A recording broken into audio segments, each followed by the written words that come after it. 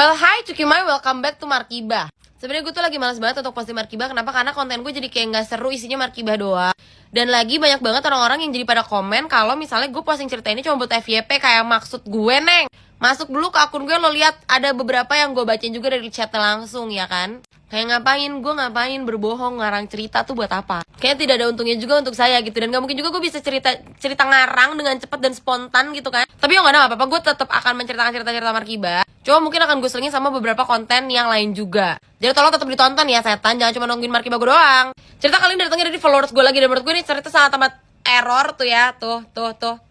Nanti lo screenshot, gue gak mau. Dia cerita nih di sini, jadi gue fresh graduate, belum turun SKL, belum turun ijazah, tapi udah ngebet banget pengen punya duit sendiri. Jadilah gue ambil pekerjaan jadi ART di salah satu kota yang terkenal di daerah Jawa Tengah, dia bilang gitu. Nah di sana itu ada 3 RT.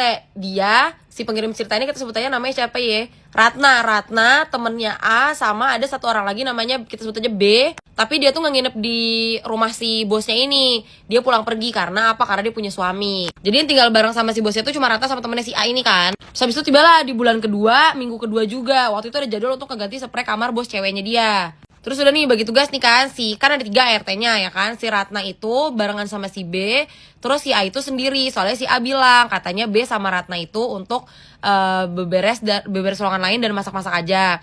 Terus si A inilah yang mau ngeberesin kamar si bos cewek itu. Dari jam 8 sampai jam 11.30 itu akhirnya selesai tuh kerjaan si Ratna sama si B untuk bersih-bersih dan masak segala macam. Istirahat dulu tuh, scroll sampai jam 1. Kok si A ini masih belum balik-balik juga?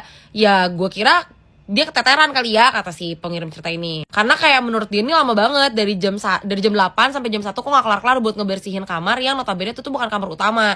Jadi gak gitu luas dan gak banyak barang juga, kata dia gitu. Dan FYI itu kamar itu dipakai sama bos cewek gue sama anjingnya, jadi kamar anjingnya gitulah. Terus si B ini nyamperin ke kamar itu dong. Terus takutnya dia pingsan atau ketiduran gitu. Terus habis itu dia cek pas jalan-jalan ke kamar itu, sampai di pintunya ternyata dikunci dan hordennya ditutup.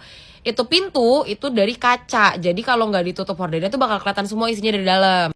Terus sama si Ratna ini dibuka pintunya karena si pintunya tuh yang kayak two side key gitu loh, depan sama dalam tuh ada kuncinya semua. Nah pas dibuka kayak gitu sama si Ratna, pas dibuka kok nggak ada nih si A, ya kan? Si anjingnya juga nggak ada di ruangan itu dan kamarnya tuh masih berantakan banget, spray pun belum diganti atau ya minimal dicopot lah gitu. Terus jadi kayak aneh dong, dia udah dari jam 8 sampai jam 1 udah 5 jam nih kok nggak ada hasil kerjaannya. Bingung dong dia sama si B ini.